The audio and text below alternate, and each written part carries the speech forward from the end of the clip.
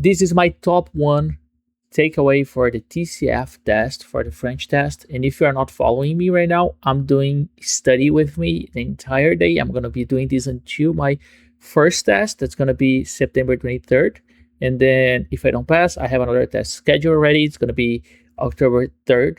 So I'll be doing that as well until I pass. I'm going to be doing lives, study with me. And if you go there, you can follow me through the day to get you, like, keep your stuff going, keep your things going, studying. If you have any questions, you can make questions on the chat as well, and you don't need to be studying for French. Also, anything that you're studying, you can just join me on the live stream and we can talk about anything that you want and methods of study, whatever. But over there, I have some goals for the day, and I had a super chat goal we didn't achieve today. That's why I'm gonna do only one takeaway, not 5 as I promised, because we didn't get the goal for today. But I also don't want you guys to be without like any takeaway.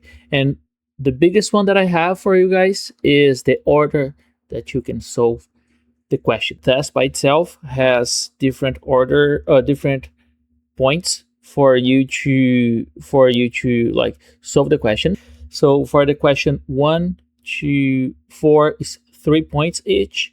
For the question 5 to 10, it's 9 points each. For questions 11 through 19 is 15 points each. From questions 20 to 29 is 21 points. It's 26 points. And from 36 to 39 is 33 points each. So if you follow this, you're going to be, and the level of difficulty is going to increase. So I was doing from 1 to 39 every single time. And when I start on the question 1, I'm fresh. I can read a lot. I can observe a lot of information. But then the first questions, they are very silly. They're very easy to solve. And even if you're a beginner, you can figure out that very quick. But if you start from question 39, you are fresh, and then you can read a lot, and then you can absorb a lot. And these questions, they're longer. It usually needs more interpretation. It needs more thinking, this kind of stuff. And if you leave this to be your last questions you solve, you're going to be really tired. You're not going to be thinking straight. Probably your time's going to be really like short. So my advice is starting. So this is the sequence that I'm doing right now. It's not linear at all, but with time, like with 2 or 3 tests that you do, like mock tests, you can figure it out that right away. So I do from question 30 to question 39. This should be 2 minutes for each question. Then I go from questions, because then I'm going to be really tired. So to relax a little bit, I go from questions 1 to 10, and it should be around 30 seconds each. Then because I'm more relaxed right now, so I did 30 to 39. I do 1 to 10. I can even take a rest, like 1 minute, 2 minutes, just to close my eyes, breathe a little bit, because I'm going to be reading from the computer. The light is going to be like tiring my eyes, and you're probably going to have headaches or a lot of pressure for the test day as well. So I'll be maybe doing 1 to 10 and then relaxing 1 or 2 minutes, just closing my eyes, taking deep breath to oxygen my brain. Then I go to 20, 29. So it's 30, 39, 1 to 10, 20 to 29. For this 20 to 29 is going to be around 1 minute and a half, 1 minute and 48 seconds. From questions 1 to 10 is going to be 36 seconds.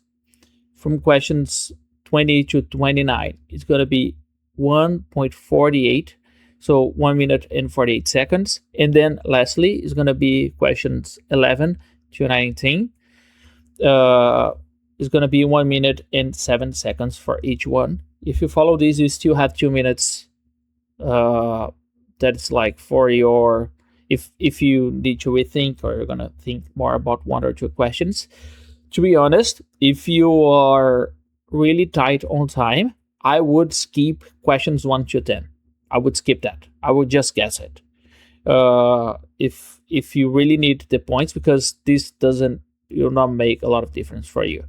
If you get it right from questions 30 to 39 and 20 to 29, these are the hugest, the biggest bottlenecks that you can have. So this is my first takeaway. It's one of the best that I had. It made my grades going from like CLB4 to CLB6 and CLB7. Today I was able to get CLB7 on my mock test. This was huge because I was missing for like 10 points, 3 points, and I did about 5 tests today. So take notes on this takeaway. I will try to put some images on print screens for you to understand it better. But I hope this helps you a lot on your test.